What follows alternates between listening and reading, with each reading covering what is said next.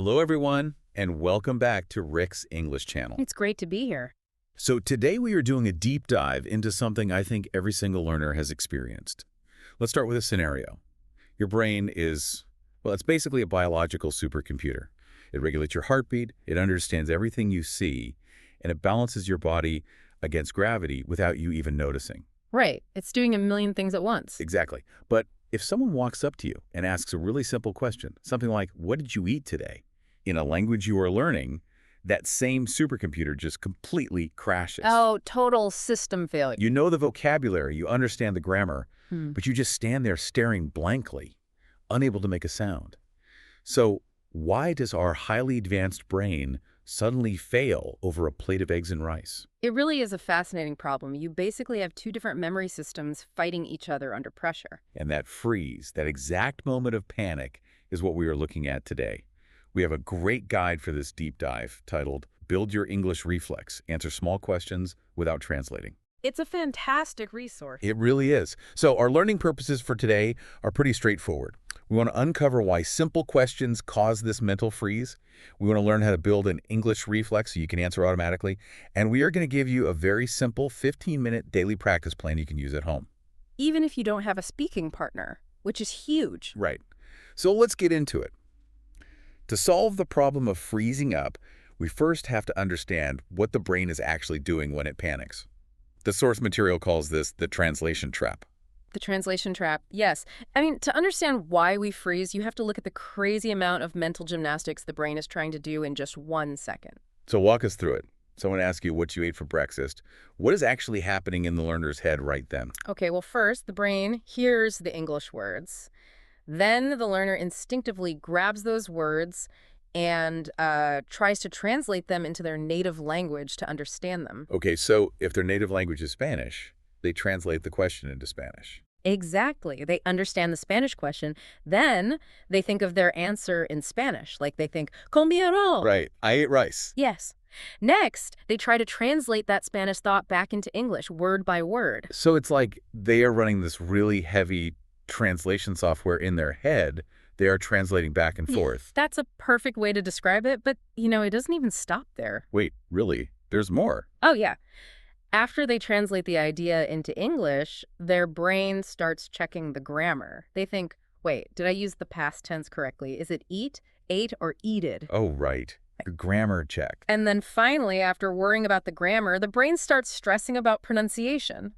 So by the time the learner has done all of this and is finally ready to open their mouth and speak, The conversation is already gone. exactly, the other person is talking about the weather or, looking at their phone. So the problem isn't that they don't know the words. They know the word for rice and the word for eggs. Right. The failure is cognitive overload. Hmm. Your brain gets completely overwhelmed. Working memory, which is what you use for active thinking, has a very limited capacity. Okay. So when you overload it with translation and grammar rules and social anxiety all at once, it just shuts down.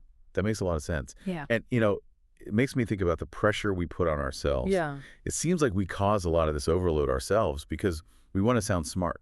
Yes. You hit the nail on the head. Beginners put so much pressure on themselves to speak in these long, beautiful sentences. Right. Like if someone asks about your weekend, you want to tell them this big, detailed story But in real life, especially for a learner, simple English is much more powerful. because it keeps the conversation moving. Exactly. Human conversation is like a rhythm. A fast, clear answer, like I ate rice and eggs, is so much better than a perfect, complex answer that takes 10 seconds to build. Because 10 seconds of silence is just awkward. Really awkward. The fast answer keeps the social connection alive. So the goal isn't to be a perfect public speaker. Right. The goal is to build an English reflex. The guide uses a great physical analogy for this. It says, speaking should be like catching a baseball. I love that comparison. Right. When someone throws a ball at you, you don't stop and think, okay, move my right arm up, open my fingers, grasp the object now. If you did that, the ball would hit you right in the face. Exactly. Your body just reacts. And we want the brain and the mouth to react to English in that same way. But that brings up a really big question. If we want a quick reflex, how do we train for that? Especially if you are studying alone in your bedroom. How do you practice catching a baseball if no one is throwing it to you? Exactly. So the guide introduces the first step of the training. You need to practice fixed question and answer pairs. And the key here is to keep it focused on daily life. So not deep philosophical topics. No, absolutely not. No talking about the economy or politics. Focus on immediate things. Your name, your food, your home, your work. For example, you write down, what do you do every morning? And your answer should be super short. Something like, I brush my teeth and drink water. I have to push back a little here, though. Okay, go ahead. If I am just writing down, I like tea or I live in a small city and I memorize that, isn't that just boring memorization? How does reading that help me in a real fast conversation? That is the big trap that learners fall into. And it brings us to step 2. You cannot just read it silently. Reading a sentence in your head does almost nothing for your speaking ability. Really? Nothing. Well, very little, because speaking is a physical action. You have to practice out loud. Ah, so it's about the physical body. Yes. Your tongue, your lips, your jaw, your vocal cords, they all need muscle memory. When you read silently, your motor skills, the parts of your brain that control movement, they are completely asleep. It's like reading a book about how to swim. You can memorize all the arm movements, but if you jump into a pool having never touched water, your body will have no idea what to do. That is a brilliant way to put it. Your mouth literally does not have the muscle memory for the sounds of English. So English cannot just live in your head. It has to physically come out of your mouth. So even if I'm home alone, I need to be speaking out loud. Yes. You don't have to shout. You can practice softly in your bedroom or in the shower or while you're walking, but you must force your mouth to make the shapes of the words. Okay, I get the muscle memory part. Mhm. My mouth knows how to say, I like coffee. But how does that help in a real conversation? I can't memorize an answer for every single question in the world. No, you can't. And if you tried, you would end up right back in the translation trap. So this is where the guide introduces step 3, which is using answer frames. Answer frames. So what is that exactly? Think of it as a sentence skeleton. The structure stays the same, but you change the ending depending on the situation. Okay, can you give me an example? Sure. Let's take the frame, I like. You practice saying, I like coffee, I like music, I like English. Oh, I see. Or like, I want water, I want to sleep, I want to go home. Exactly. Or for the future, I'm going to work, I'm going to eat lunch. That really lowers the cognitive load because you aren't building a new sentence from zero every time. Your brain already knows the first part. Right, the heavy lifting is already done. Your brain just has to find 1 or 2 words for the end. It makes speaking so much faster and a lot less scary. But there's still that speed problem, right? Yeah. Like someone asks you a question and you feel this panic that you have to answer them immediately in 1 second. Oh, the pressure of silence. Silence makes learners panic. They think, oh no, I'm failing. But the guide has a great trick for this too. They are called bridge phrases. Bridge phrases, so like a conversational tool. Exactly. If someone asks you a question and you need a second to find your answer frame, you don't have to just stand there in silence. You use a bridge phrase.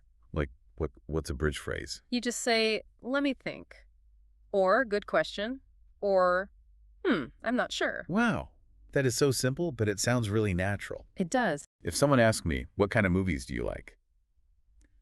And I say, good question. Let me think. I like action movies. I don't sound like a struggling learner. I sound like a normal person thinking about their answer. Exactly. And the psychological benefit is huge. Silence creates anxiety. But when you say, let me think, you stay in the conversation, you give your brain a second to catch up, and you are in control of the speed. You're managing the rhythm. Okay, so we have the theory. We know about out loud practice, answer frames, and bridge phrases. Let's put it all together into the daily routine. The guide gives a very specific 15-minute protocol. And 15 minutes is so manageable, anyone can find 15 minutes a day. Right. So let's break it down. The first step is 3 minutes. You just choose 5 simple questions. Things like, how are you? What did you eat? Where are you going? Keep them super simple. Daily life stuff. Then, for the next 5 minutes, you write down one short, simple answer for each question. Like, I am fine. I ate rice. I am going home. And remember, no long paragraphs here. Keep it short so it's easy to remember. Okay. Then the next 5 minutes, this is the physical part. You say each question and answer out loud 3 times. This is where you build the physical reflex. You're training your mouth and your vocal cords. Question, answer, all out loud. And then we get to the last 2 minutes. And the guide says you just change 1 word in each answer. Yes. And this is actually brilliant. It might be the most important part of the 15 minutes. Really? Why is that? If I've practiced I like coffee, why do I need to change it? Because that is what unlocks flexible speaking. You don't want to just be a robot reading a script. By changing one word, like changing I like coffee to I like tea, or I like my job, you train your brain to plug new vocabulary into those frames. So you're teaching your brain how to use the tool, not just memorize a sound. Exactly. Oh, On the fly, in real time. but when you do this, when you are trying to be fast and change words, you are definitely going to make mistakes. Oh, absolutely. Like you might accidentally mix things up and say, I am like coffee, Right. or I go supermarket. And we really need to change how we view mistakes. So many learners think a mistake means the conversation is over, and they get embarrassed and start apologizing. Right, they act like they just failed a test. But a conversation isn't a grammar test.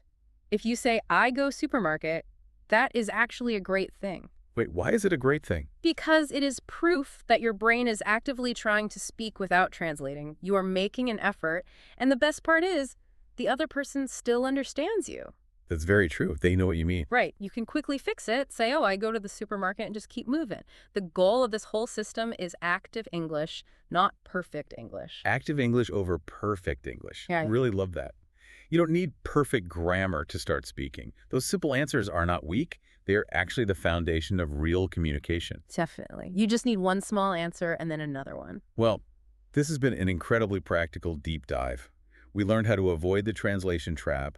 We talked about out loud physical practice, answer frames, bridge phrases, and that 15-minute daily plan. It's a game changer if you actually do the 15 minutes a day.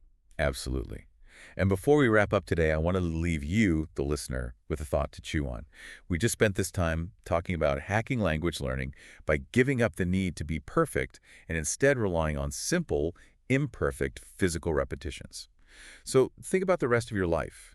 What other intimidating areas are you currently overthinking? Oh, that's a good question. Right. Where else could you make faster progress by simply taking small, messy, physical action instead of trying to be totally perfect in your head? Something to think about. Thanks for joining us on Rick's English channel, and we'll see you next time.